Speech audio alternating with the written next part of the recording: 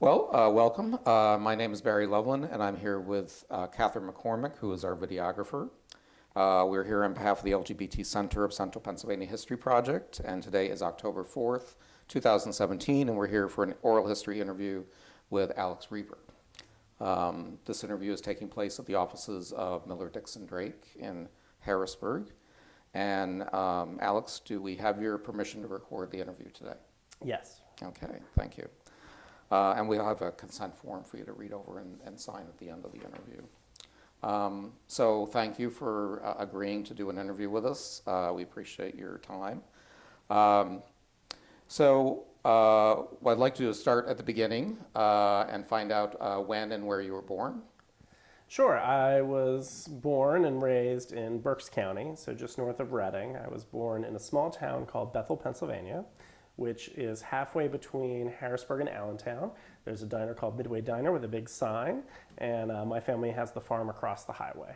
So my dad was a short order cook at that diner and met my mother, who was a young waitress, and that's the very beginning of how my life started.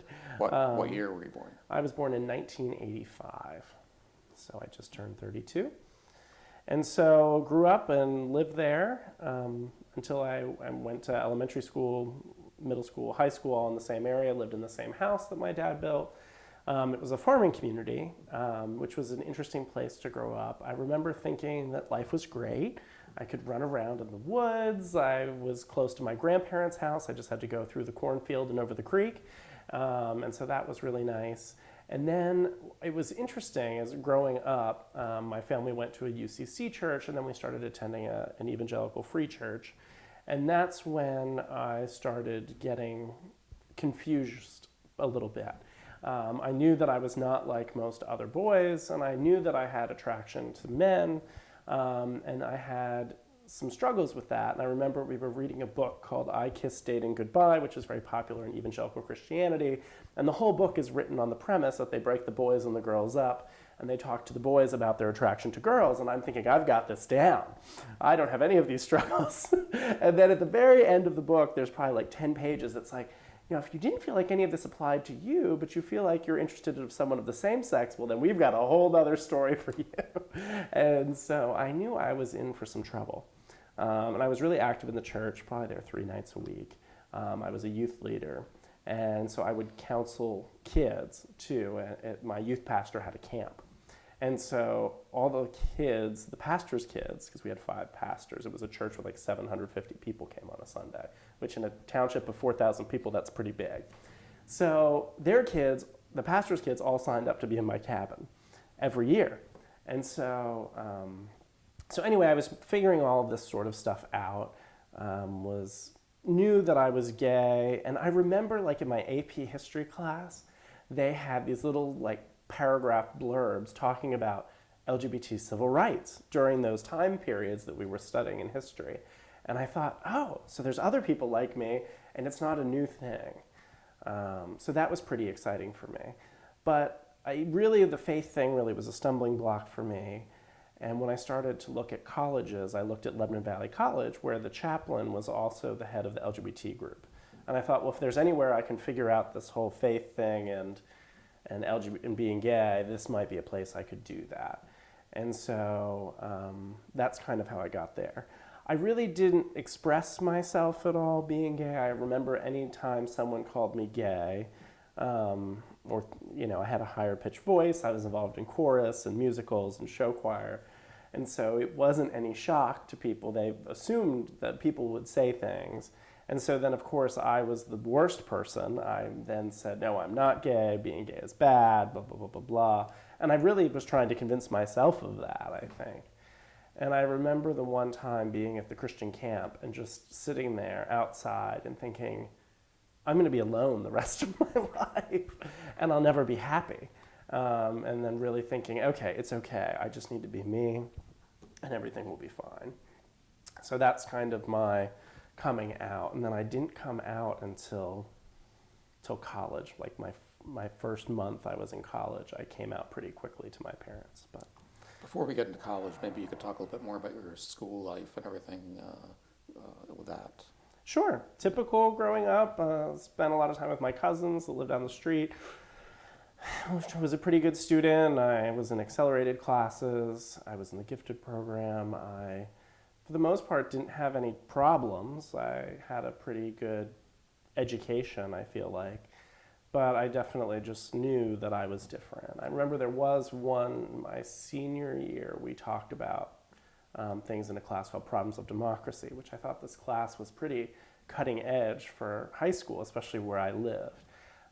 We had Bring Your Tractor to School Day. We had Pickup Truck Row, where everyone had their red Ford pickup trucks, typically with the gun rack, all parked in the front row of the school parking lot. And they, of course, all had Confederate flags. And so that's the kind of very white, very kind of conservative area that I grew up in. But a lot of really good people, a lot of really nice people. But definitely I didn't know gay people. The only gay person I knew was my uncle, who lived at home with my grandparents and didn't have what I would consider a successful full life, and was always getting into trouble and that sort of thing. In my father's eyes, he thought he was bad.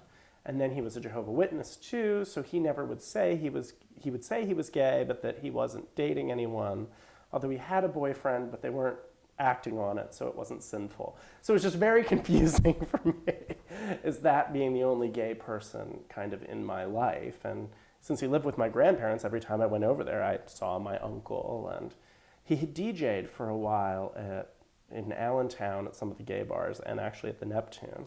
And so, he had big DJ speakers and would be playing club music, and when I'd be having dinner with my grandmother, club music would be blaring. And so my dad just thought he was irresponsible and bad, and so I think he equated a lot with homosexuality being bad with my uncle, which my uncle's a nice person and would give you now he's there taking care of my grandparents as they're aging, as many LGBT folks do, and is really good in that way. But that was my dad's perspective. And so, it was my typical, I was the class president my senior year and all those things, and tried to do all the superlatives and be the good, perfect little boy. And I remember getting Andy Tobias's book, When the Best Little Boy in the World Grows Up, and reading it and thinking, oh gosh, this is and it took him a lot longer to come out. And I thought, I'm gonna have to do this. There was also a magazine called XY that was pretty popular. And so I remember going to Borders in Harrisburg, and they had a few gay magazines, and they had this XY, which was for gay teens. And I remember buying a few of them. And I also remember getting the Central Voice, that they had the free copies out at Borders. And I would sneak back into the bathroom and read them, because I didn't want my parents to see me reading them. And then I had some of these XY things, and that's where they had a website, and you could meet other people. And I remember meeting my first boyfriend on this website, and he supposedly lived the town over, but he had moved a little bit. And so we started dating for a little bit, and that was my first boyfriend, and that lasted for about a month. It wasn't very long. I was 18. And so, I was basically closeted all through high school. There was a couple kids that came out. I remember there was a lesbian couple, and they were really harassed and bullied. And their whole thing was they were going to make out in the hall like every other couple did, because they wanted to put it in everyone's face and make everyone deal with it. And there was another guy who was gay who would always talk to me and try to be very friendly to me, and I just treated him very poorly. And luckily enough, I've gotten to know him since then and have apologized and tried to make amends. But I was just mortified that by talking to him, I would, be cast in that lot as well. And then the one other kid came out right before he graduated, and I think I was like third chair tenor, and he was second chair. And so we sat together in chorus all the time for years. And when he came out, people were really nasty to him. And I thought, I don't know that I want to go through this. So that kind of put me in the wrong direction. But then when I got to college, I quickly realized there was a whole other world and that everything was going to be okay. And they didn't have like a GSA at your school or anything like that? No, we didn't have a GSA. Yeah. We had a Bible club. I started the Bible club, which was the largest club. By the time I graduated, we had 50 students. And so we were not the most pro-gay. Although we didn't really talk about that in our things. It was really about how can we be good people and I led See You at the Pole and all those sorts of fun things that good Christian kids do. And that was kind of more my experience. Okay. And then going to college, what was that like? So college was when I was an only child, and so I was always kind of the good kid. And so college was really when I kind of came into my own and I guess got into a little bit of trouble, I guess. Not anything that was permanent or bad, but I was really trying to find myself and figure this out and figure out how does Christianity work, how does being gay work, how does all of this come together, and all that sort of thing, and making new friends. And my roommate freshman year was someone I went to church with. And so when they found out I was gay, my pastor called me into his office and said, how dare I put myself in the realm of temptation by being a camp counselor with his kid who had been in my cabin. And I was like, listen, you know, 3rd through 5th graders are no temptation for me. Now the youth leaders, now that's some temptation for me, but you've got no problem with the kids. And they told all the kids that I was a bad, evil person, and that if I showed up to the church that they should not talk to me, that that would be bad. They told my parents that they should kick me out, and that the only way for me to find salvation and the most humane thing they could do would be to cut me off financially, and then I would never be able to go to college, and then I'd have to come and repent back to the church. Well, then I made some friends at college who, funny story, a guy who went to high school with my dad, and we had this little gay reception with the LGBT group, and I went, and well, this guy grew up where I grew up, and he said, oh, did you know, are you related to Roger Reber? And I said, well, yes. He said, I worked with your dad at the diner. And so here he had married into money and this whole situation. And my dad, when I came out, said he knew a gay person, and he assumed that he got AIDS and died. Well, no, that didn't happen. He went to med school and married into a very prominent family in Philadelphia to a very nice, wonderful man. And so they decided they were going to start a scholarship for gay kids, and they endowed it. So basically I went home to my parents and said, you can cut me off, but there's enough money that I will be able to attend school and it won't be a problem. And so, and the college had agreed that they had had other gay kids that their parents had cut them off, and they would help them do the emancipated minor thing and get the scholarships and all that sort of thing. And they said, we'll figure it out if that happens, you know, because I remember meeting with a counselor and thinking, well, if I get cut off, what am I going to do? I can't not get education. I can't go home to that toxic environment. So my parents and I, we kind of had a truce where we just didn't talk about it. So they didn't kick me out, but we just didn't talk about it. They knew I was gay. When it came up, they knew, but so they never met boyfriends. They never engaged in that part of my life. But yeah, I became very active in LGBT stuff. I was the president of our Gay Straight Alliance at Lebanon Valley College. I remember we had our first big thing that I was involved with was a petition drive because they had the marriage amendment. And that was back in 2004. We thought, oh, they're going to pass this gay marriage amendment. We won't be able to get married. And we were looking at Massachusetts and exciting things that were happening there and different places across the country with Gavin Newsom in California. So we thought, we're going to fight this. And I went around and we collected 500 petition signatures. And we met with I demanded a meeting with our state representative for the college, Mari Gingrich. And we went into her office and met with her. And she said that we were right and that gay people deserve rights and all of this sort of thing. And I felt very good about this. And she wanted to come to Common Roads was doing a play at our college, and she was going to come to that. And she hung up a flyer for it in her office, and then she voted for it. So she voted. So she went and she did all of that and said that we were the future and that she had gay family members that she loved, and then did the wrong thing. And that really got me interested more in politics because I thought, I was always politically interested, but I thought, okay, if you have the right arguments and you show up and you give the right arguments, well, you win. Well, that was not the case, as I found out with LGBT civil rights. And that's something that became a bigger part of my life in college. We also got a meeting with our state senator, Chip Brightbill, who was the majority leader in the Senate at that time. And so I contacted him about setting up a meeting. And I look back now, and I really would love to talk to him, and I was just thinking maybe I should call him. and see why he did this. But he said, we'll get 12 of you and we'll have a meeting. And he took us out to the Lebanon Country Club, to a private room, and paid for dinner for all of us. And it was like very bizarre looking at that now and interacting with politicians, like, why did he do something like that? He ended up losing his re-election in the primary soon after that. But we had organized, like, we tried to find the most perfect LGBT people and long-term committed couples and good diversity. And we had this meeting and we felt really good about it. And then, of course, he voted the wrong way, too. But I do think, why did he expend that kind of money and effort to meet with us?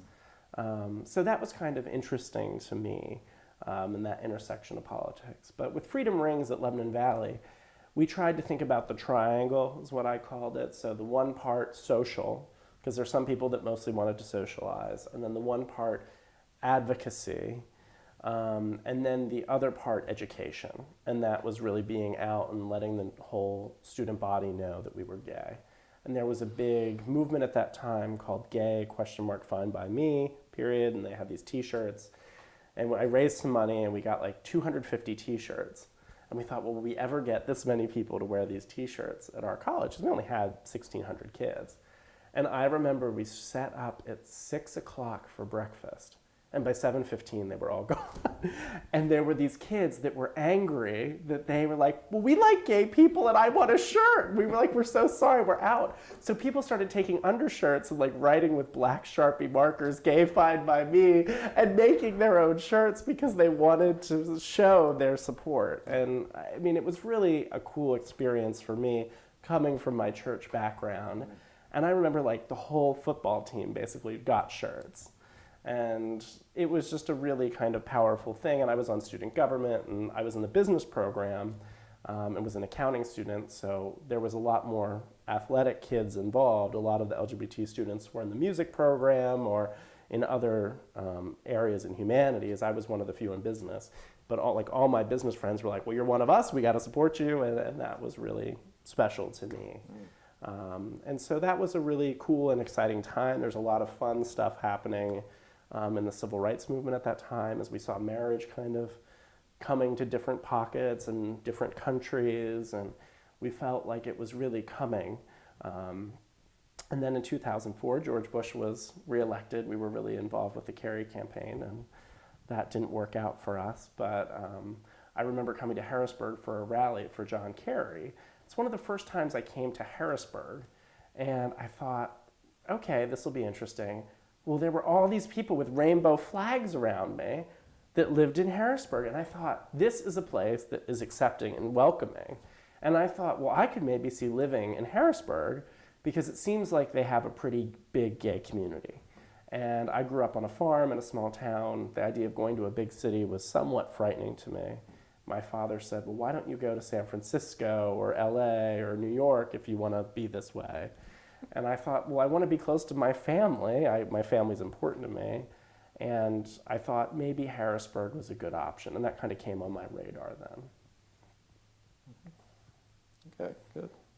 And when did you graduate from Lebanon Valley? I graduated in December of 2006. So I graduated a little early. I had some AP credits that transferred, so that was nice.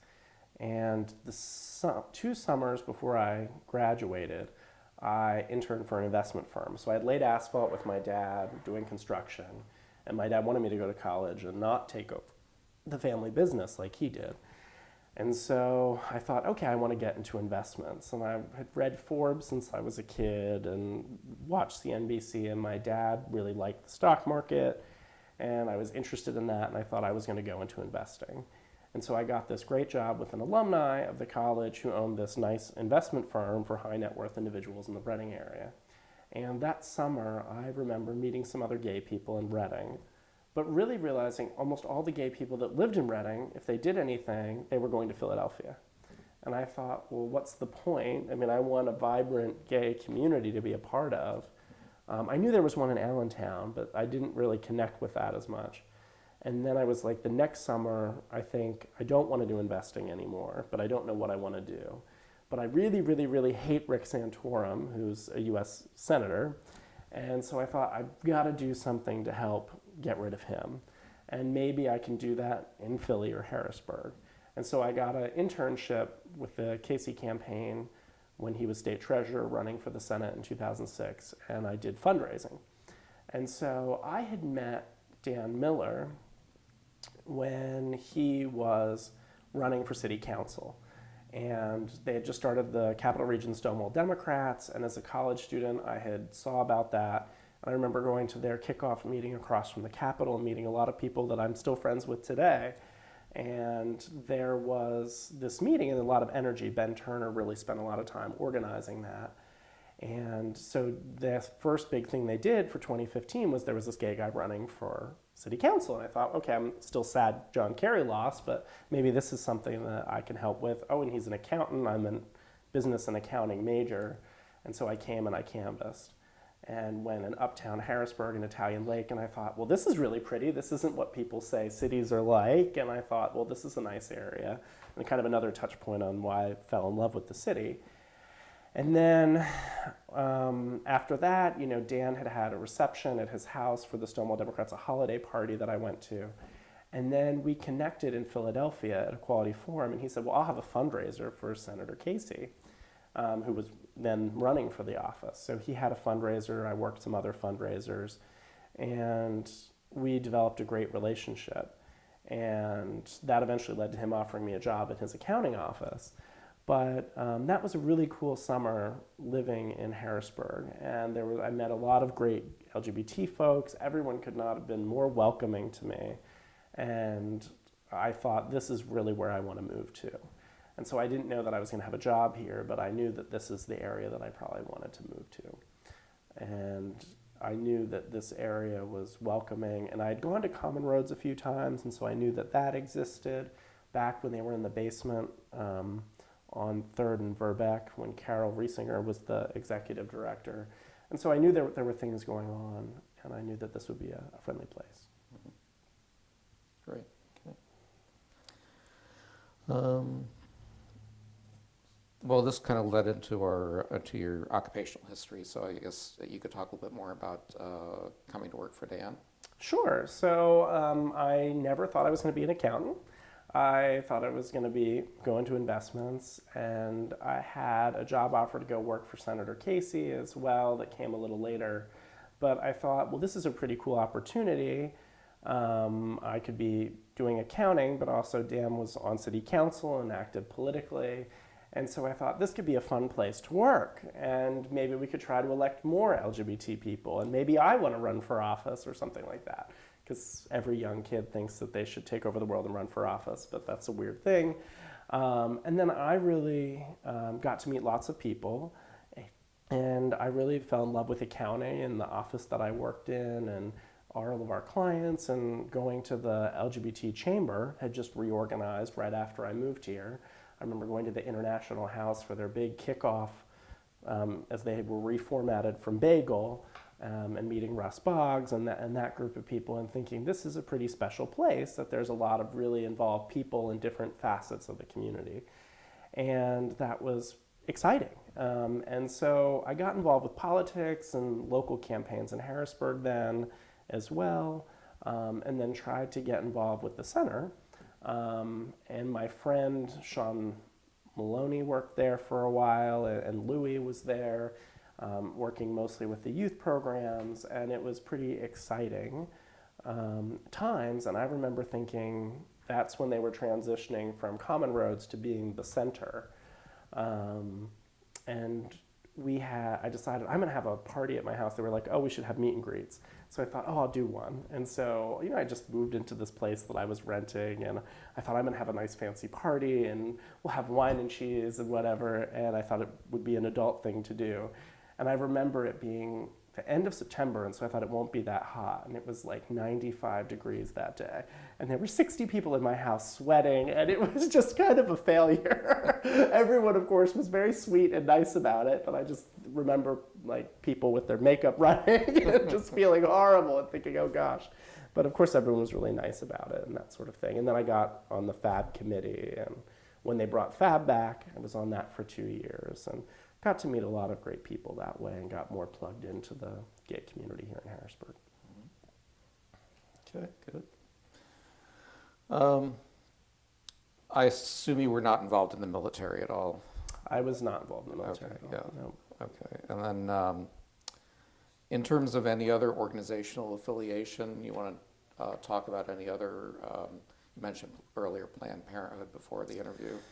Sure. And any other groups that you might have missed in talking about. Sure. So when I moved to Harrisburg, I had just started in the office, and like 6 months in, Dan got a call because they were trying to get him to be back involved with Planned Parenthood, because a lot of nonprofits are looking for accountants to sit on their finance committee, so they want some people with some skills. And he said, well, I'm busy, but I've got this young kid in my office. Maybe he'd be interested. And I thought it was interesting because I had not found a primary practice physician yet for Harrisburg. And I had gone to Planned Parenthood for testing, and I went when I was having some stomach pains, just basic stomach cramp things, and I needed to find a doctor quick. And I remember going through the phone book because the people that they suggested weren't taking patients, and I just went through and dialed till I could get someone. And so I went to this physician in Lower Paxton Township, and in the first room there were a Noah's Ark and children's Bible stories playing on the television, and it wasn't a pediatrician practice, so I thought that was interesting. And then I did my intake form, and I had to list these different things, and they asked you questions about what you've had done previously, etc., like they typically do. And I mentioned about, I've been tested, and that sort of thing. And so when I go in to get some medicine for my current ailment, the doctor was questioning me about, well, why was I getting tested for STDs? And I said, well, I think it's a responsible thing. I try to do it every 6 months. And he said, well, I'm a nice boy, and I have a job, and I went to college, and I'll meet a nice girl real soon, and I should be saving myself for marriage.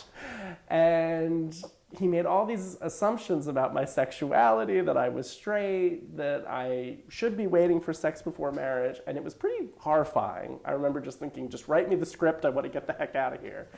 And I remember thinking, well, no one should have to feel that sort of judgment from their medical provider. And I thought, well, what if you wanted to get tested? And then he had asked me, well, where did I get tested? And I said, well, Planned Parenthood. And he made this face and grumbled and said, well, as long as you don't prescribe to their politics. And so this had happened probably like a month before Dan asked me if I wanted to get involved. And I was never really that involved with Planned Parenthood other than going there to get tested because it was convenient. And I thought, well, maybe there are other people in the same situation like me, and maybe that would be a way for me to help some folks. And so I got involved on the finance committee and then on the board. And then I was on the board for 10 years. For 2 years, I served as the board chair. We did 3 mergers. So Harrisburg-Lancaster merged with Allentown, and then we merged with Bucks County, and then we merged with York. So it was an exciting time and a lot of interesting developments. There was a lot of changes, with Obamacare, with people having access to more health care. There wasn't as much need for clinics like ours, which was a good thing, because that means more people had access to care, but it really changed the business model. And it really was an interesting learning experience for me. They tried to do a lot with LGBT care and taking care of folks in that way and really having sensitivity. We had LGBT youth programs. There's one in Reading that they run, one in York, and one in Bucks County, which actually now they're in talks to work with doing some collaboration with the center, actually, which is pretty exciting right now. But I've always thought it was a really kind of exciting organization. And if there's one organization that people say you make friends with quickly, it's Planned Parenthood, I think, because it means you pretty much know that you're a little outspoken and you have common beliefs systems and all that sort of thing. And people you meet through Planned Parenthood usually stay your friends for life. And I found that very much to be true. Then I also got involved with the Dauphin County Democratic Party. I was the head of their candidates committee. I'm now the vice chair of the organization. But my exciting thing is trying to elect more Democrats. But my other ulterior motive has always been to elect more LGBT Democrats. And so involved with the Stonewall Democrats too. I was the vice chair of that organization and treasurer in different roles. My husband was the chair for a while. But we've really tried to grow our numbers, and we've been successful at doing that. And it's really exciting this year. She hasn't won yet, but we have a woman, Josie Bizek, who won the Republican and Democratic primary in Susquehanna Township. So we've had success electing white gay men, but we haven't had success electing any women. And mostly we just couldn't get lesbians to run. And so that's something I've really been working on, and I was just so thrilled when Josie announced she was running. And now we really need to elect some LGBT folks that are non-white. And so I'm working with there's 2 guys that are running in Lebanon right now, and hopeful maybe one of them can win, and try to increase the diversity that we know our community has, but on that elected level in central Pennsylvania. And they always say with the Victory Fund, which works to train openly gay people, I was on their campaign board, and they've helped a lot of candidates I've worked with. They always say, if you're not at the table, you're on the menu. And so that's really been something that's always been close to my heart, has been trying to elect more gay people. And I quickly decided I didn't want to run for office and that I wanted to be in the background. But I really think that that's important, and I think it still is very important. Mm-hmm. Let's talk a little bit about your romantic life. You mentioned your first boyfriend back when you were 18. Yep. Maybe you could talk a little bit about the sequence of your romantic relationships. Well, I think I really failed a lot of my romantic relationships. And I think because I was living this kind of bifurcated life where on campus I was active in LGBT community and doing all of these things, and then at home I was like a celibate nun, right? And so at least that's how I needed to portray that in my parents' lives. And so since no boys would be welcome at our house, I think I really psychologically wouldn't even really allow myself to take someone seriously, because I knew, well, where could it really go and what would happen and what happens over summer when I go home. So I had a lot of shorter term relationships. I did get some really great advice from our GSA leader my freshman year. He said, don't date anyone on campus because there's so few of us, we all have to really like each other. So we can't afford any drama. And I thought that was pretty sage advice, because we were a small gay community, and it was nice that we all did like each other and we didn't have any issues that way. But luckily, I had a serious boyfriend that kind of got me through the end of my internship for Casey, and then through my last semester of college, and then into my first job. But it didn't work out, and that was okay. But I realized I was probably ready for a relationship. And so it took another year and a half, but I went to the Brownstone on Trailer Park Trash Drag Night, and I found the love of my life. So if anyone ever asks me for success in finding love, I tell them that was my story. So good luck there. You'll never know where you'll find love. But I was going there to meet a friend who had moved from out of town, and Chris Dietz, who's now my husband, was there after an MCC church concert, and we started talking. This was 2008 in May. And so the Obama primary with Hillary had just happened, and they were both kind of camped out here for 5 weeks. So it was an exciting time politically to live in Pennsylvania. And I talked about being a Barack Obama supporter, and he was a Barack Obama supporter, and then he said that he was a local elected official. He was on town council, and well, I think community activism is sexy, and so that kind of wrote itself. We set a date and went on our first date at Italian Lake, and my mother decided to come to my house that day to run along the river and then to get a shower and whatever. And I said, Mom, you need to get out of here. I have a boy coming. And she asked me about him, and I said, well, he is 10 years older than me. And my mother said, well, it's about time you date someone your own age, thinking that I'm an old soul at heart. So I felt like I had permission from my mother. My parents got divorced right when I had kind of graduated from college, soon after that. And when that happened, my mother got in a new relationship, and we basically made a pact that I'll get over that if you get over me being gay. And then my dad was really lonely, and so I said, if you want to see me, Chris is going to come, and if you don't want Chris to come, I'll come hang out with you, but only when Chris is preoccupied. And so really told him that, if you want to have me be a part of your life, Chris has got to be part of it too. And my dad, I think, wasn't bad about it or anything. I think he just was very traditional, and he was never really the one that was upset with me for being gay. I think he thought I couldn't be happy because he didn't know anyone who was gay that was happy and fulfilled. And so I think he's realized that could happen and all of that. And so then we were working the polls for a gay candidate for state rep who unfortunately lost in Chester County in the primary of 2014. And we're working at the poll, separate places, and this marriage verdict comes out in Pennsylvania. And we had been asked to be a part of the ACLU lawsuit, so we kind of knew that something was coming. And I had made a few calls to inquire how the process might work. So I'd reached out to the recorder of deeds and all that sort of stuff down at the county and told them that they should be prepared in case there was a positive ruling. So it was really exciting that day, knowing that gay marriage was going to be law, and so they said they would start taking applications the next day. So Chris and I were down there for election night. We found out our candidate lost about 11 o'clock at night, drove up back to Harrisburg, kind of sad, but we were first in line at 7 o'clock in the morning at the Dauphin County Courthouse. There were a few couples in front of us, but right in the front, waiting for the doors to open. And it was really an exciting day, getting married, getting our marriage license. And we didn't realize that there was a 3-day waiting period.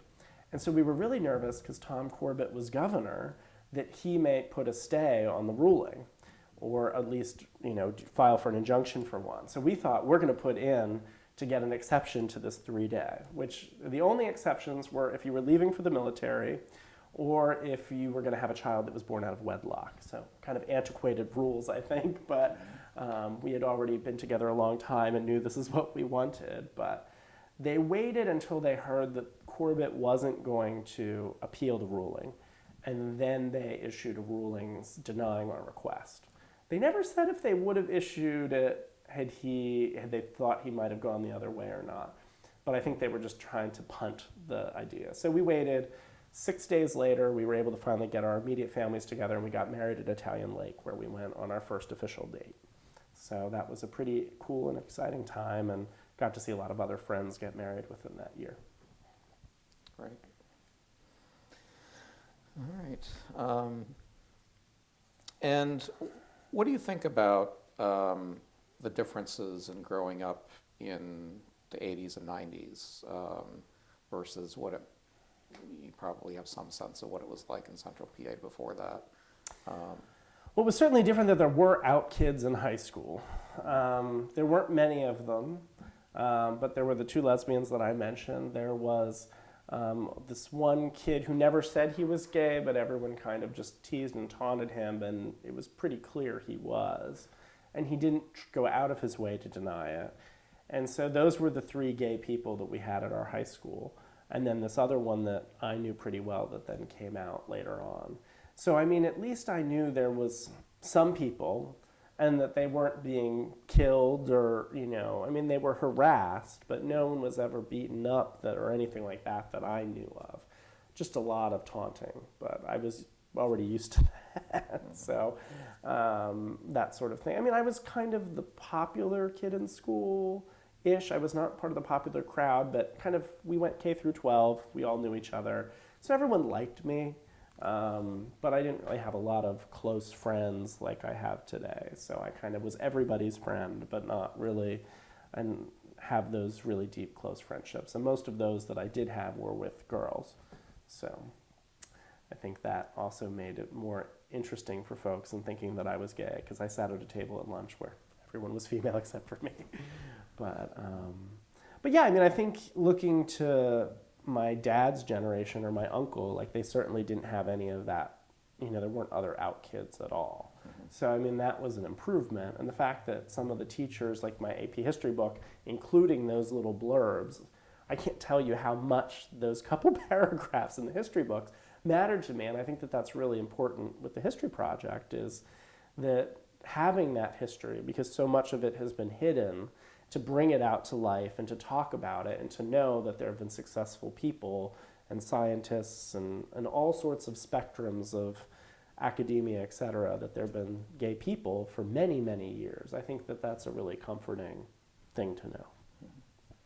And how about the role of media, how that may have played into it too? Because I think there was probably a lot more coverage of gay issues during the time period that you grew up in rather than, that long period ago. We watched a lot of news, so there were certainly things happening then, which then my parents would often kind of snicker at with what was happening. So I knew that was not acceptable. But we did have Showtime. And the reason I mention that is there was a show called Queer as Folk. And my parents would go to bed, and I would sneak out to the living room to watch this show. And it was kind of ridiculous and out there, and I felt like these gay people weren't really like I was, but they were gay and they seemed happy. And I thought that was pretty cool. And so it kind of gave me some hope as a young kid. I mean, then there was also the internet where you could find all sorts of things to let you know you weren't alone. Although not all of that was the positive things of organizations and that sort of thing that you would normally want young people to find. But you did see that. There was also, the real world was really impactful for me. It's something I watched, and they would often have gay characters and kind of show what they were going through. And there was one who had HIV and then was getting sicker and looked like, he was going to pass. And I remember Bill Clinton calling him and talking to him, and I thought, wow, the President of the United States, validated this person who was going through this. Because when anyone ever talked about HIV or AIDS, it was always a death sentence, and it was always that they were a bad person, or that sort of assumption. And our sex ed books were very antiquated. I think they used the same sex ed books that my parents had used when they went to the same high school. So I mean, no talk even of HIV or AIDS, and it came up with maybe a little handout, and it was just those people. And so that was kind of what I knew of the gay community. And that's the only other time they talked about gay people in school was when it came to relate to HIV and AIDS. Good. And what were the sort of important events or turning points in your life? Well, coming out was definitely a turning point, kind of when I decided that it was okay to be gay, and I rationalized that with myself and felt peace with that. And it was a tough choice, but not as tough as it's been for a lot of other people. And I look back and I think about other generations that came out way before me and paved a pathway, and I think, golly, the things I thought were difficult just completely pale in comparison to anything I really went through. But it seemed tough at the time. And then really graduating from college and getting to work with other gay people at the company that I work with and businesses and different folks, and getting to know all sorts of people in the gay community was really exciting for me. And to feel like you're on the edge of making a difference. I remember we went to the Equality March, and we went to the HRC dinner the night before, and Barack Obama spoke, and the cast of Glee was there, and Lady Gaga sang, and then so we had this black tie affair where everything was wonderful, and Obama was talking about Judy Shepard was there and how he was going to introduce hate crimes and push to get that passed. And then we had the Equality March the next day, which was very activist-y, and we were in our t-shirts and on the streets, and it really felt like the world was changing. Another thing that we did, I'm on Democratic State Committee, and so one of the things, I was the head of the LGBT caucus for Democratic State Committee, and one of the things we worked to do was to pass a resolution that the Democratic State Party of Pennsylvania supported gay marriage. And so part of that movement, we got some pushback, but eventually it passed unanimously. And then soon after that, Obama came out supporting gay marriage. And it was something we wanted in the 2012 plank of the party platform. And then in 2016, I was a Hillary delegate. So that was pretty cool. And being from Pennsylvania, I was probably about 8 rows from the front watching what I thought was going to be the first female president, which was pretty exciting. And all of those emotions and feeling like, okay, the LGBT community is really coming into its own, and then being kind of terribly disappointed. In 2008, we were really excited when Obama won, but I remember we were so excited, we knew Obama had won, and then we found out Prop 8 passed. And I remember just looking at my husband, and we got into bed that night, and we just held each other and just were crying, because we thought, well, California, if California is not going to uphold gay marriage, we're in trouble. And it's amazing how, from that time period of feeling like hope was lost to, being able to get married only 6 years later. I don't think there's any civil rights movement that's had change happen so quickly. And it's because we've had so many people involved in fighting for a long period of time. And the media and everything else, attitudes really change.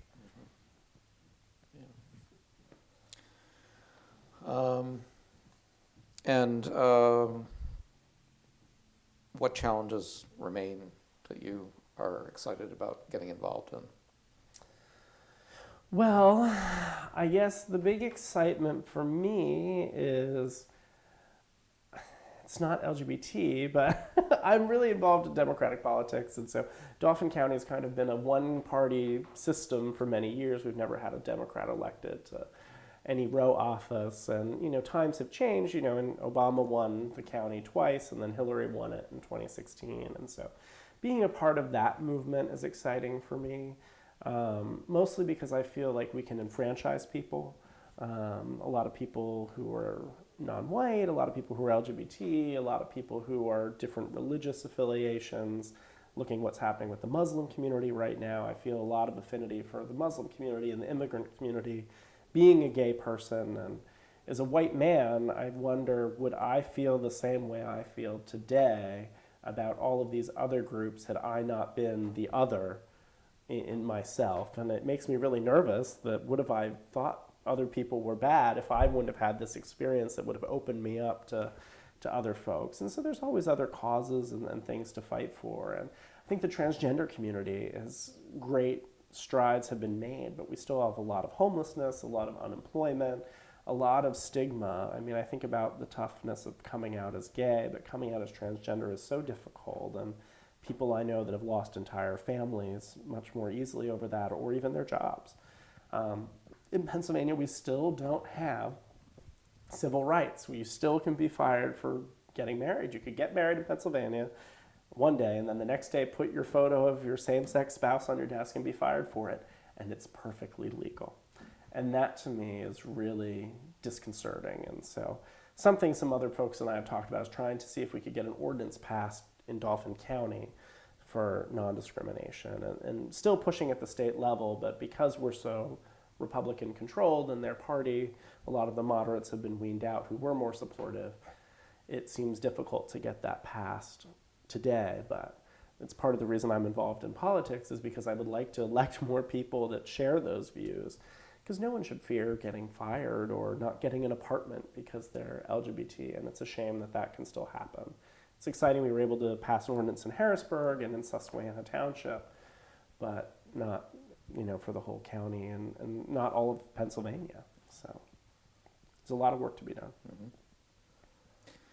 And in terms of thinking about your generation, your peers, what observations do you have about LGBT people in your generation? Do they seem more open, adjusted?